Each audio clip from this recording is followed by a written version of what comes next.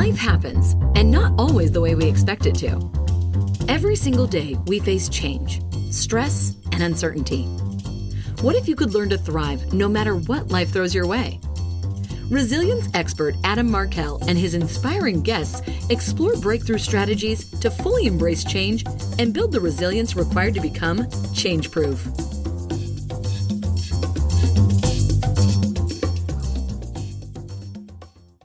Hey everybody, it's Adam Markel and welcome back to another episode of the Change Proof Podcast.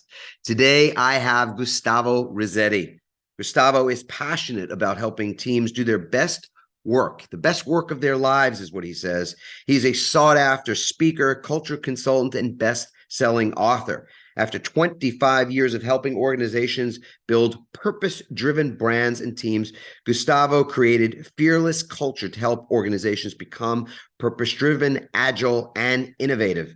He is also the creator of the Culture Design Canvas, a culture mapping tool used by consultants, coaches, and organizations worldwide.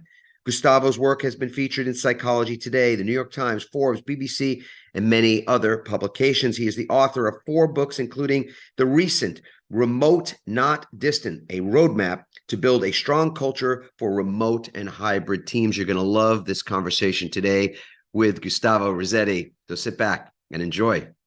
Okay, Gustavo. So, you and I think we're brothers in many ways. We do a lot of the same kind of work. I loved reading your bio. I thought, this is just the kind of person I want to talk to today. But I want to ask you a question that I always start every show with, which is, what is one thing, just one thing that's not a part of your standard intro and bio that you hear quite frequently that you would like for people to know about you at the outset? Absolutely. One of the things I like the most, it's cooking. And I learned to cook since I was a kid.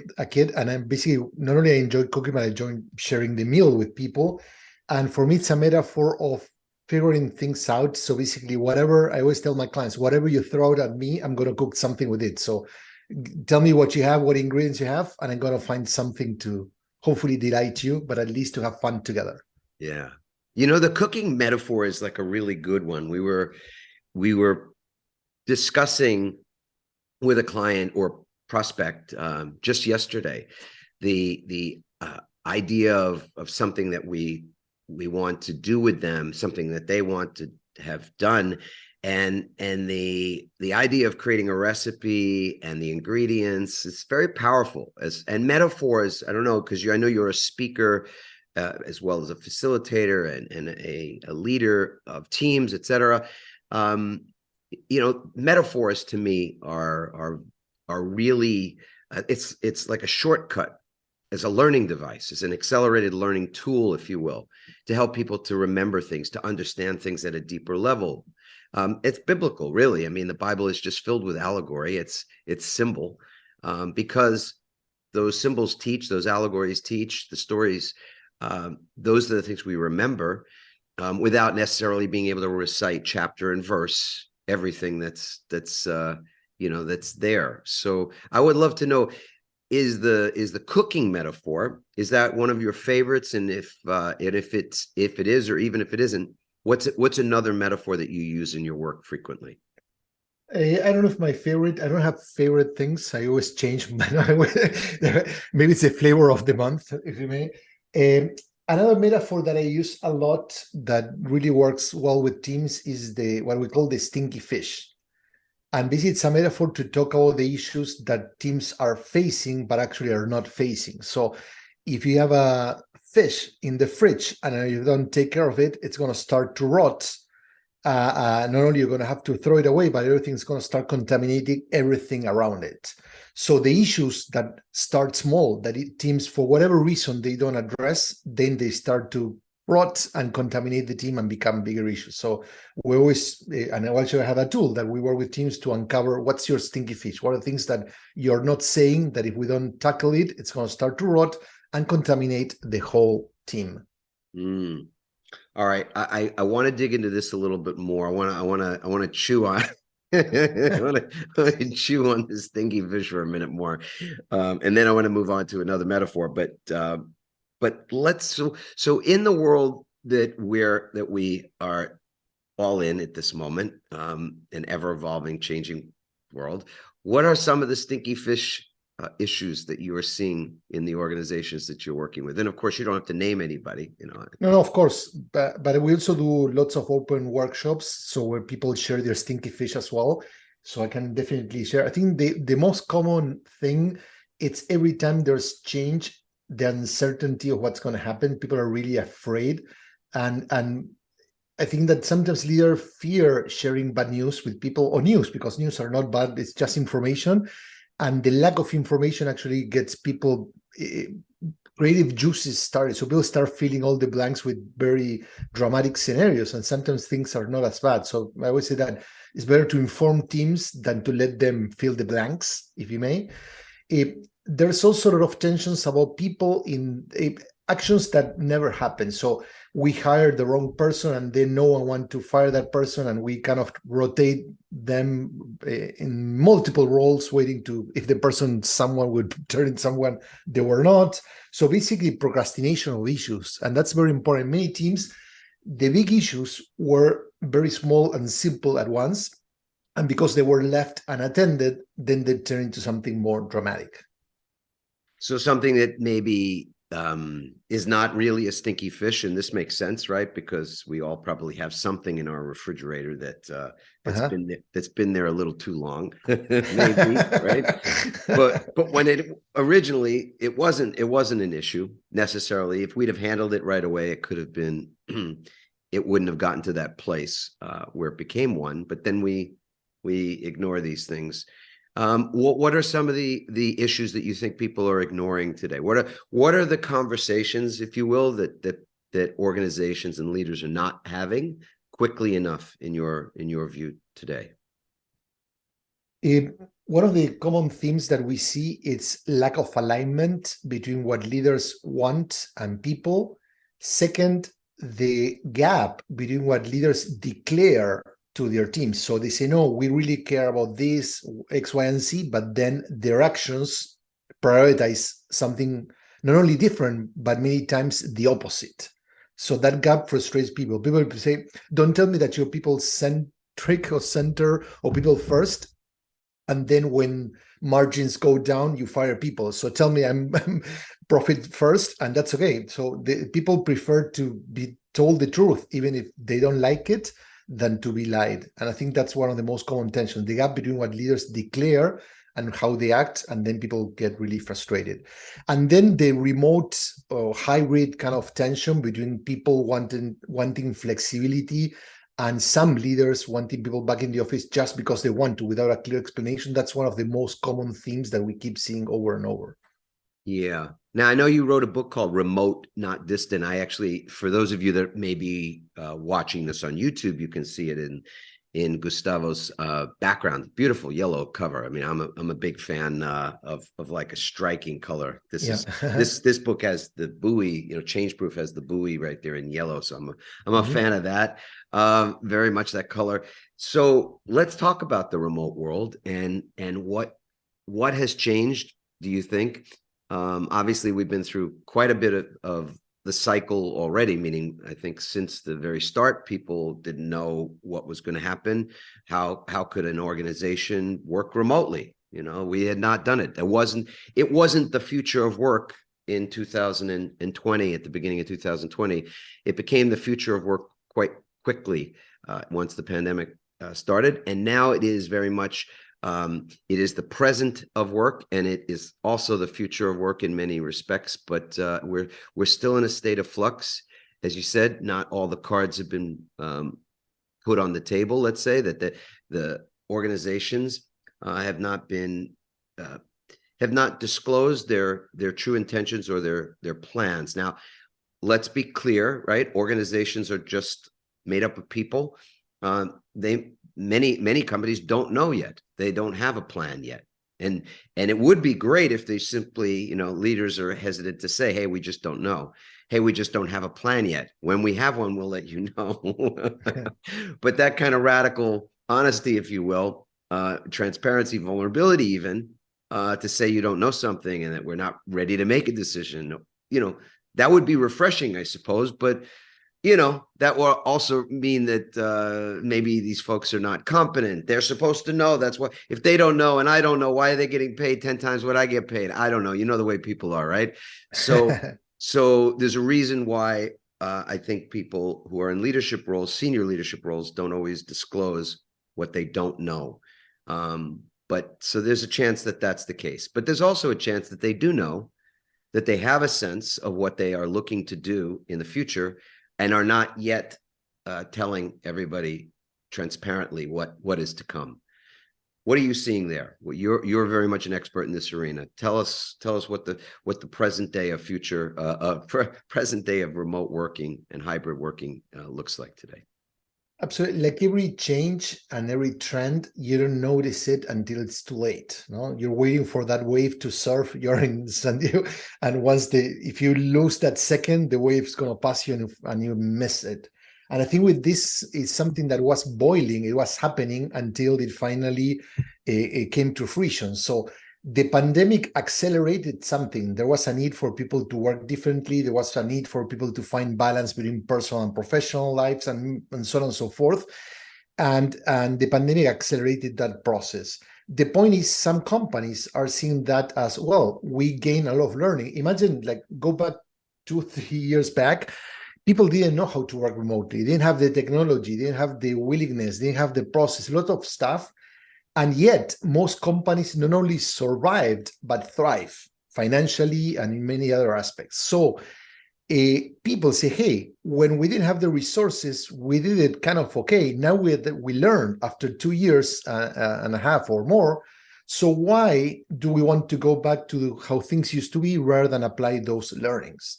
And also the benefits, because if I can save my 40-minute, 1-hour commute and spend it doing something else, why not?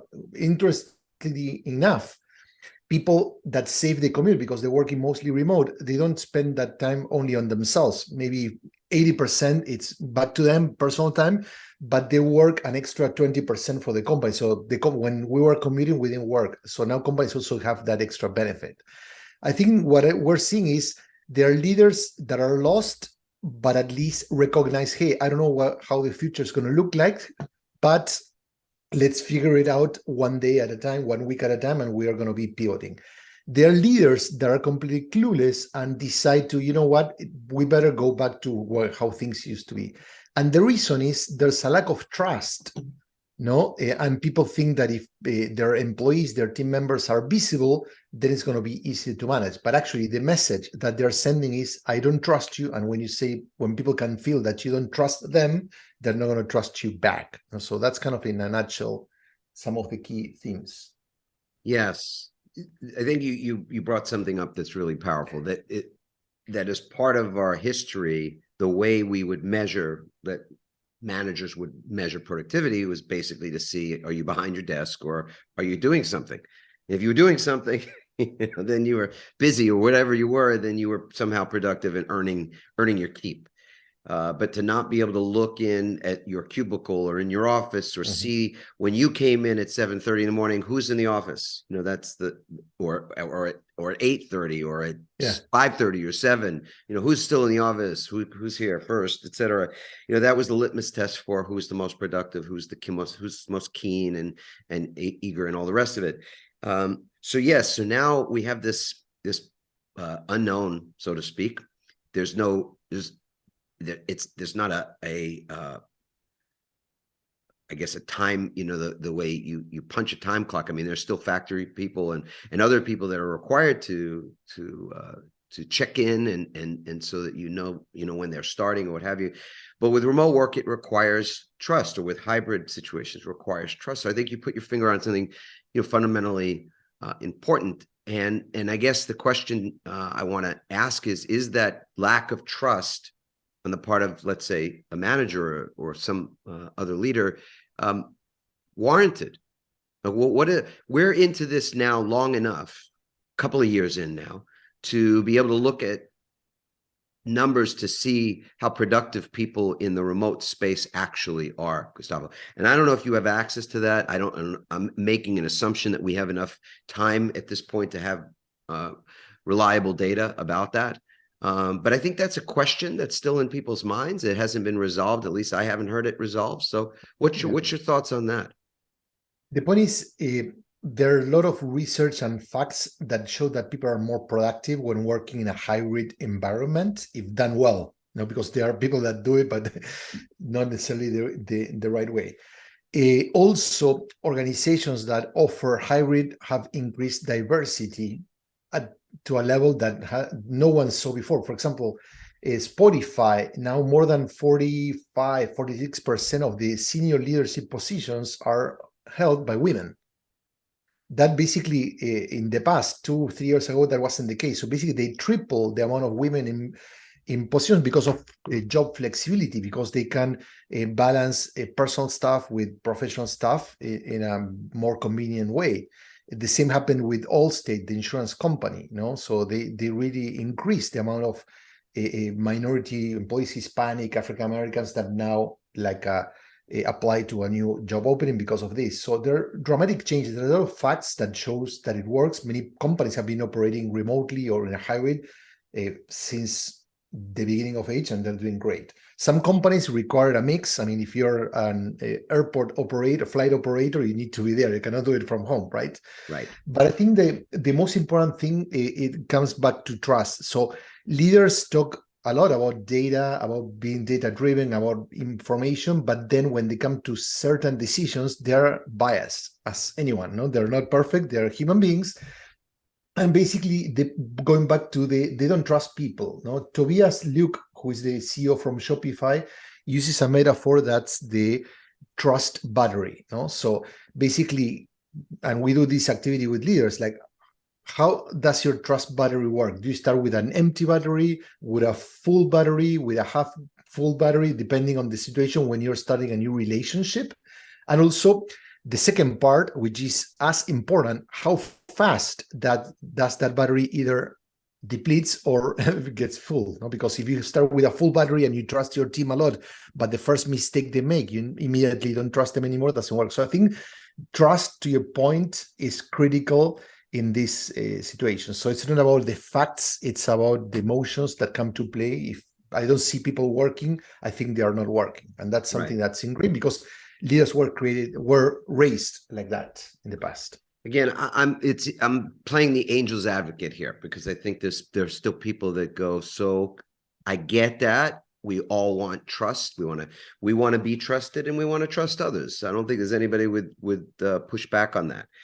And somebody might say, well, in order for me to trust, I need something. I have to have something. It's like, I don't just give my car keys to my 17-year-old kid because they've been taking driving lessons. I go out in the car and watch them drive, sit in the passenger seat. And if they're a good driver, then they can borrow the car, kind of thing.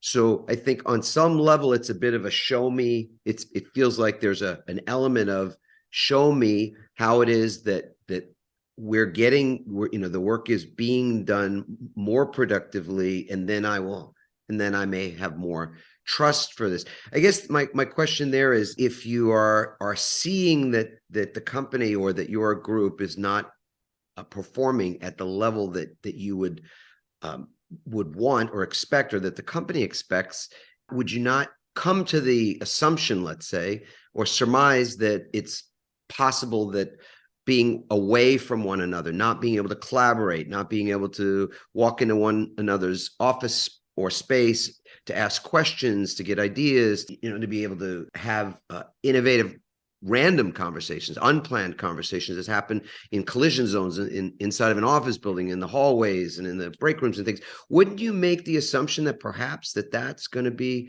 an issue that we have to deal with? I'm just trying to see, how the other side is viewing this. Any thoughts on that?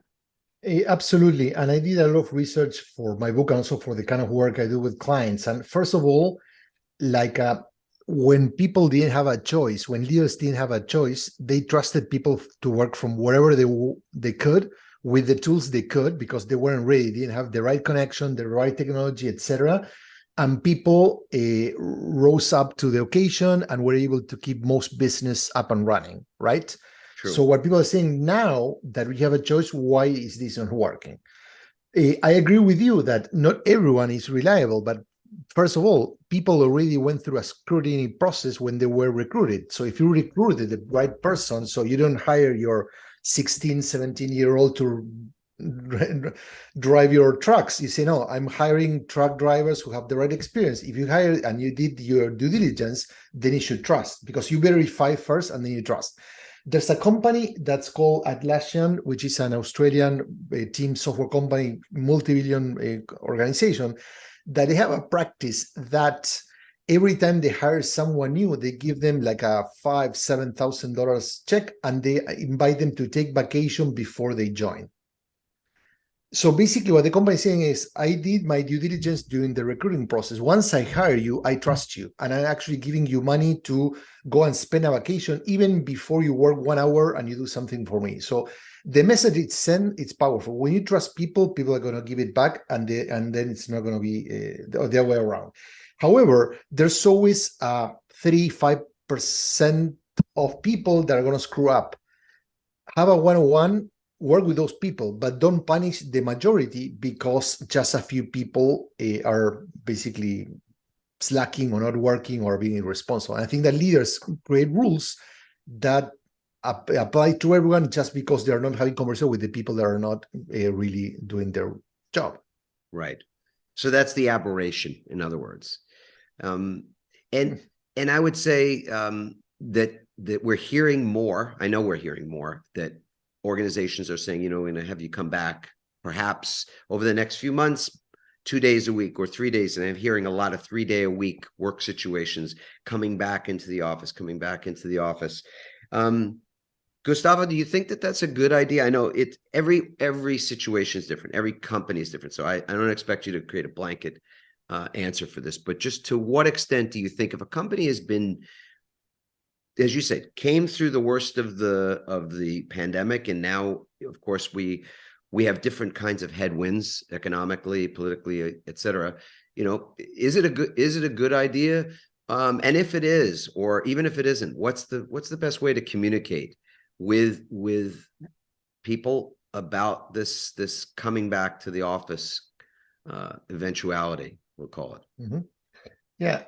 First of all, it's like it's not a black and white conversation. And to your point, in my book, I described there are 5 different models of how to implement hybrid. And this one that is 3 days in the office, 2 days at home, or 4-on-1, whatever the case is, it has become the norm for many companies, but it's not the most effective, because organizations are missing the opportunity that instead of designing work around the schedule, they should design the schedule around the work. And when I say the work, is what type of work. Say more about that, please. Yeah. Let me say that we are part of a team. You and I, Adam and Gustavo, work together. We have another, 6 more colleagues, and we are cracking a new product. And we need to do something that requires that we work together, that we spend a lot of time together, that we go to the street to test our hypotheses with users, blah, blah.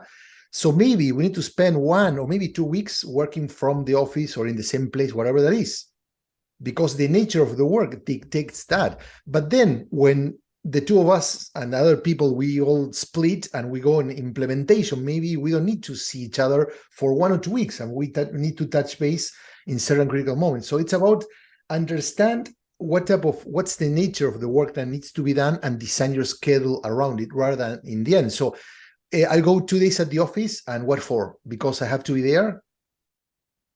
So it's what's the purpose of bringing people together and why people should work separately. Also, one of the benefits for people, it's saving money on the commute, maybe living farther away from their jobs. So if they have more flexibility, then they have that benefit as well. So I think the big change is we need to stop thinking about the 9 to 5 and recreate the 4 days in the office, 1 from home, or whatever model, and think, what work are my team up to, and what's the best arrangement for that project in the next 2 or 3 weeks. So we need flexibility. Yeah, it's almost like at a very granular level, we're saying you're treating each employee individually, meaning you're constructing something of a best case, work case scenario for each individual employee, or at a slightly less granular level, at a team level, or at a function level, or in some other capacity that involves a grouping of employees, and I guess there's a lot that's labor intensive. That requires a lot of thought.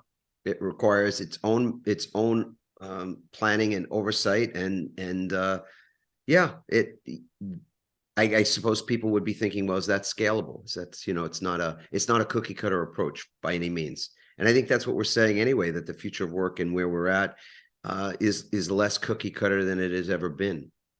Certainly, in terms of meeting people where they are. Yeah, definitely. And I think that individual considerations or individual expectations, need to be considered, but we need to have team conversation, because this is not about what Adam or Gustavo want. Is if we work on the same team, we need to have certain arrangements. The same way that we can have flexible hours. Some people like to start working early in the day. Some people like to work, they're more like night owls. Well, but we still need to agree that from, 1 p.m. to 4 p.m., we're all going to be available for meetings or collaboration, whatever that takes. So there need to be some ground rules that bring the team together. So it's not like everyone does whatever they want. That's the point, is freedom with accountability.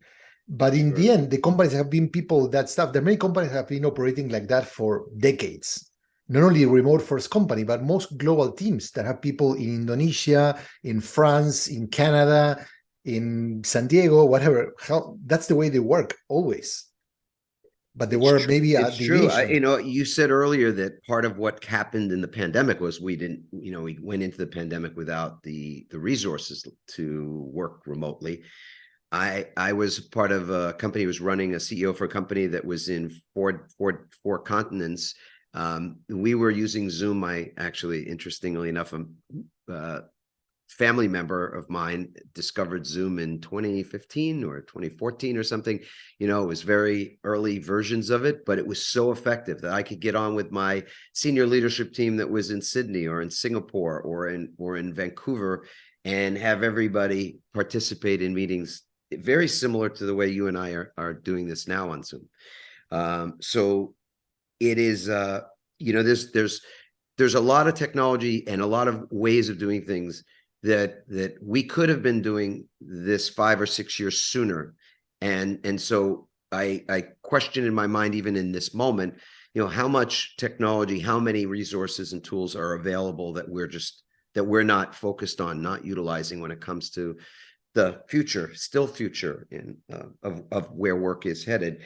You said something earlier about that triple the number of women are in leadership roles, more senior level leadership, because of the flexibility that the pandemic and remote work provided. You also mentioned other groups that have been marginalized, Hispanics, and I wanted to know where it is that the flexibility. I understood when you said that flexibility would help women in the workplace, because I'm making the assumption that for many women, they've had a conflict between their family and obligations and responsibilities, and being mothers in particular, and being in the office in the 8 to 6.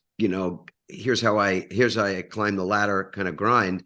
But what could you say in terms of other disenfranchised groups and why remote work has helped them?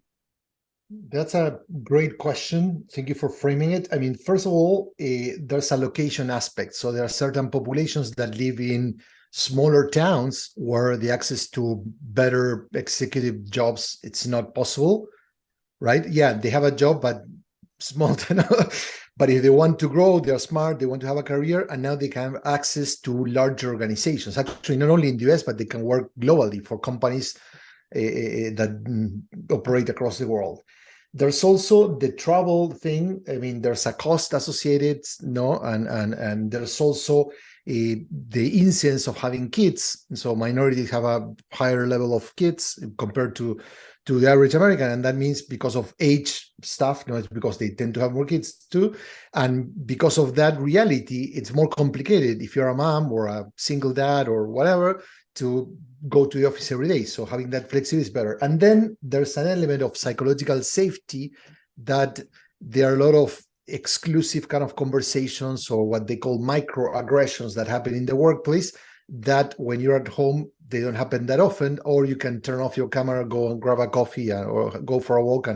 But if you're in the office the whole day, so there's many elements. There's no one, but in the end, that has helped. The flexibility of schedule, it's critical.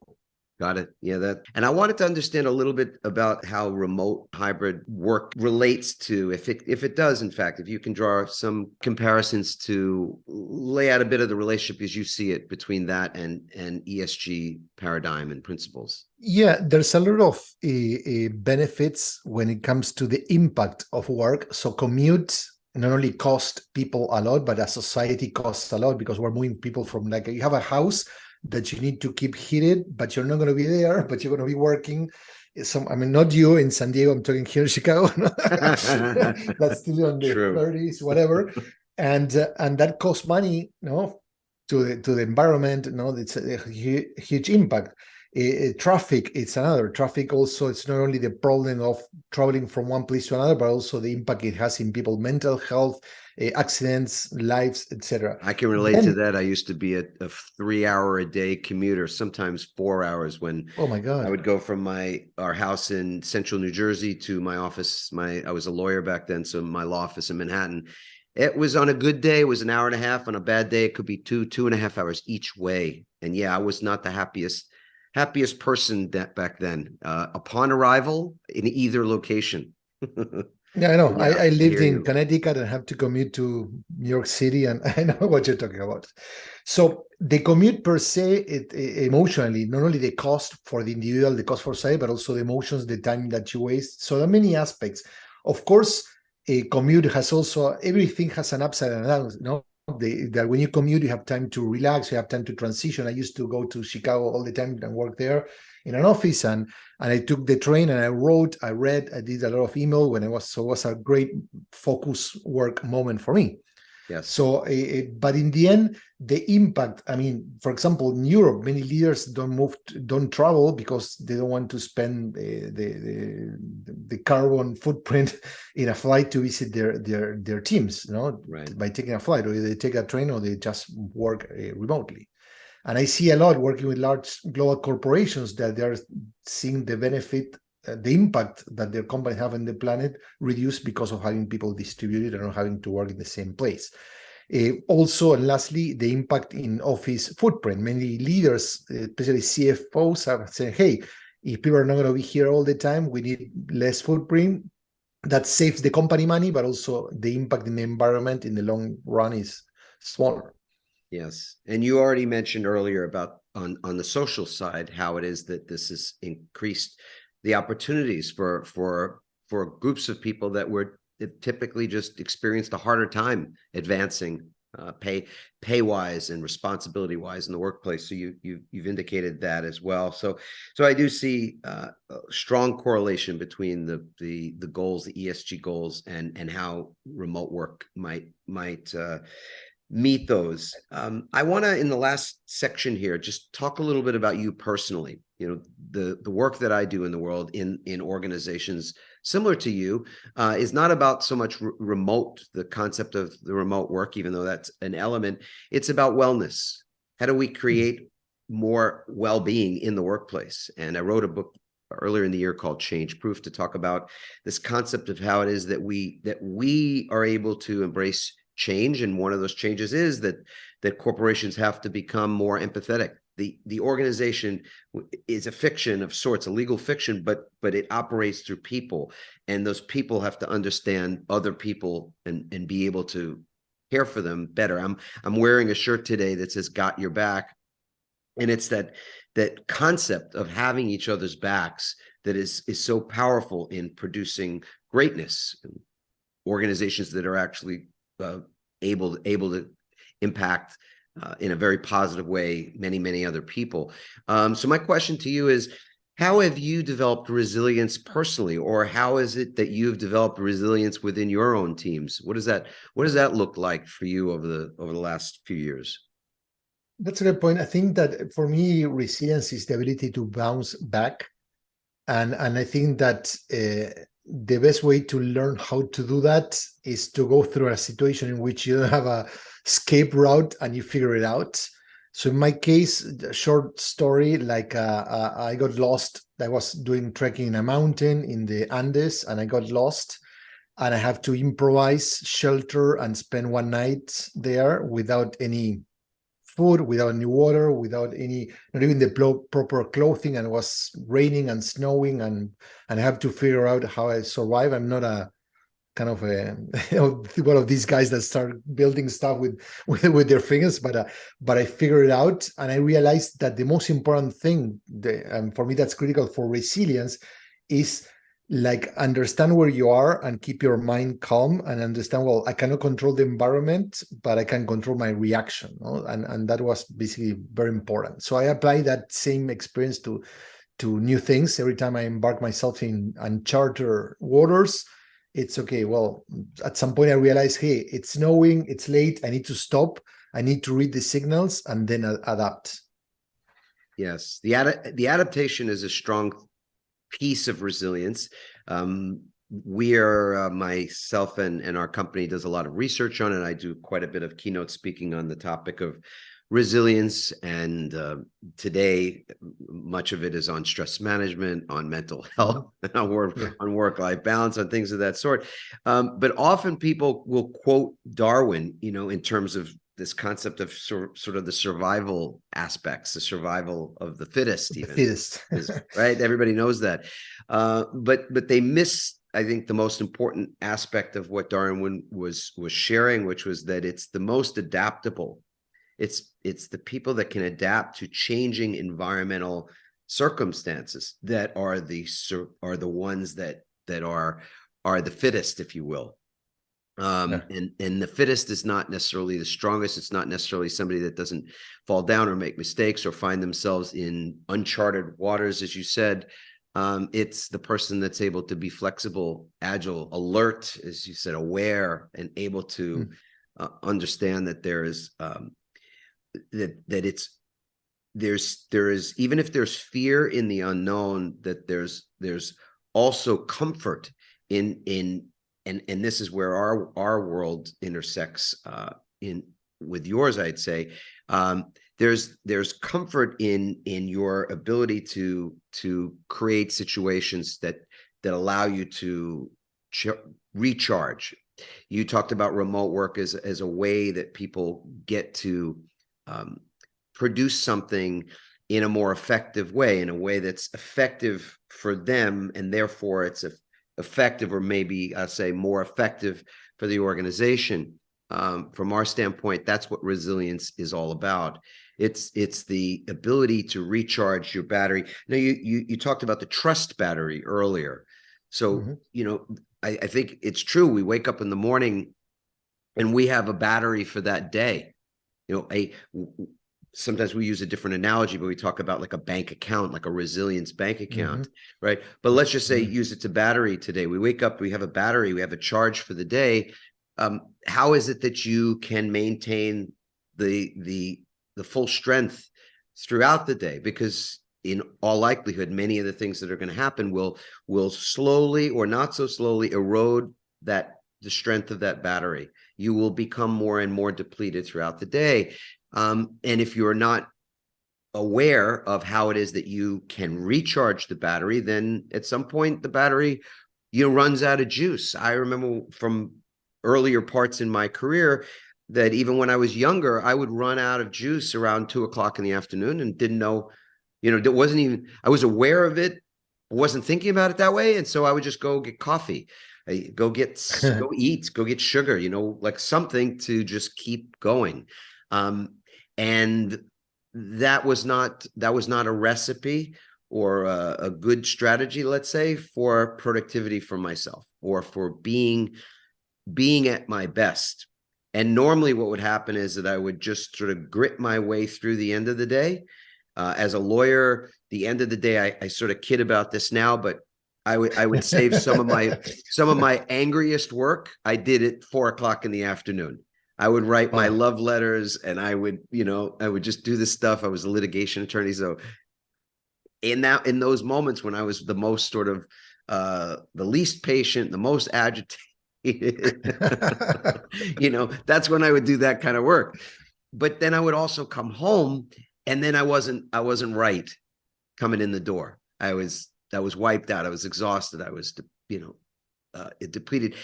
And you can go on like that for lengths of time, especially when you're younger. You can play the grit card for a long time before it shows. At least that was the case for me. And then I ended up in the hospital, and I had my scary moment, which is another story for another day. But a lot of people today, a lot of young folks we see are showing the signs of that earlier, and they're vocal about it. When I went to the hospital with my wife calls my fart attack, my fake heart attack, it was years and years of ignoring my feelings and what was going on with me that led to that very lucky day when I didn't actually have a cardiac arrest. Today, we're seeing a lot of young people talking about the anxiousness, their anxiety and feelings much earlier. And they're also experiencing that potentially even earlier, that depletion that leads to frustration, hopelessness, sheer exhaustion and depression. And they're experiencing that earlier. Has that been your experience in your work as well with teams? Are you seeing that? And what do you have any insights about that you can share with us? Yeah, and absolutely. one parenthetical question to that is, does the remote work make, and this is really, I think, the point for you in your world, does the remote work make that easier or more difficult? Like when a person who has a 9-to-5 job, they know when they enter the workplace, they know when they leave the workplace. There are clear sort of boundaries, it seems, or it seemed. Today, that remote work means you can work anytime, and that means you work almost anytime. So that's my question to you. Yeah, I mean, starting from the last question, I think that I wouldn't say that remote is better or worse. It's how you do it, because in the end, there are some people that are working remotely, either fully or in a hybrid arrangement, and they're working endless hours. And there are people that are able to control their time much better. I think that remote, or working partially remote, at least gives you the flexibility to, hey, to your point, if it's 2 p.m. and I'm depleted, I can take a nap, I can go for a walk. You feel that you have that space to take care of yourself and then recharge. Because when your battery gets depleted, you cannot move on. You can grid can take you so far away. So you need at some point to recharge. And the best way to recharge is to switch activities. So it gives you the ability. Some people leverage it, many people don't. So it's not like an easy recipe, easy fix. It's more how you do it. But I think in the end, what happens, it's what's the purpose. Sometimes when we lose the focus on why are we doing the work that we're doing, then our level of resilience, our bank account gets kind of we withdraw everything we had there, and there's no money left, Overdraft. So to speak. More than over, yeah. We start paying interests because we run overdraft. Exactly. So we're in the negative side.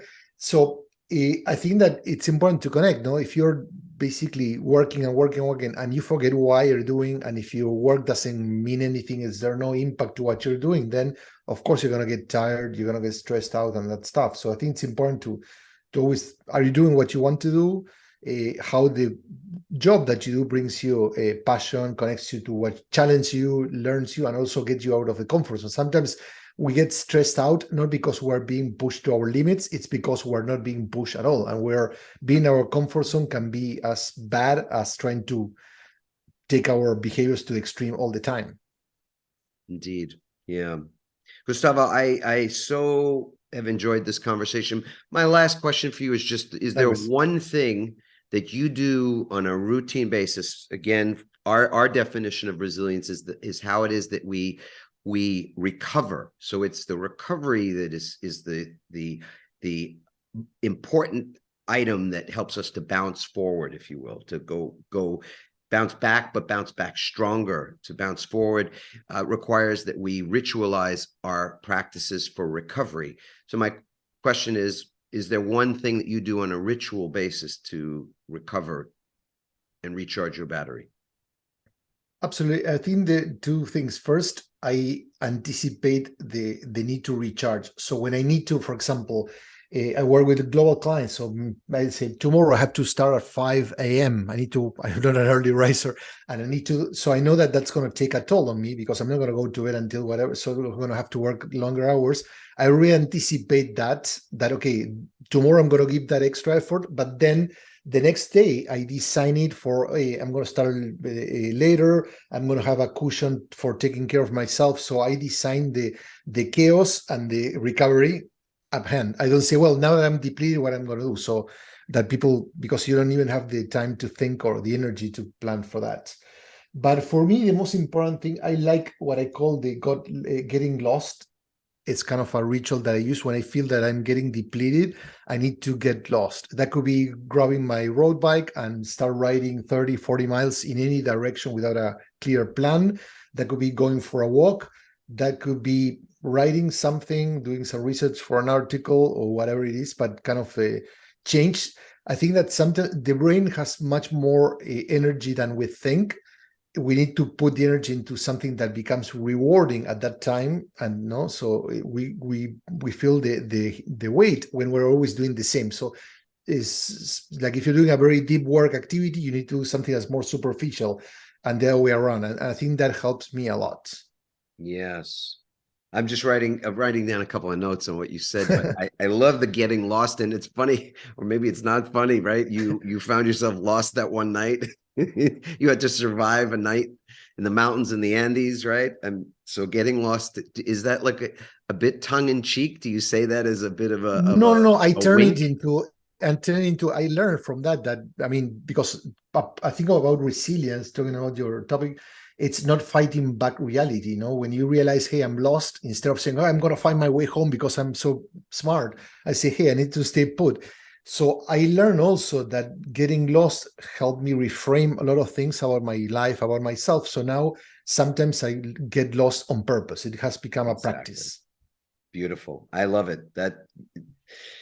What a wonderful way to close the loop right there, Gustavo. You're awesome. And I so appreciated our conversation today. I know our folks have as well. So to the audience, a couple of calls to action here. First of all, if this is a conversation you would love to share with some other folks, please do that. It's always so wonderful when we hear that you're sharing these episodes with friends, family, colleagues, etc.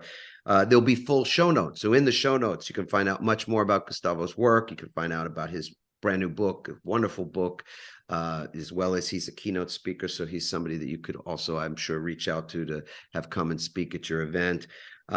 We'd love to hear from you as well, to know how this episode landed for you.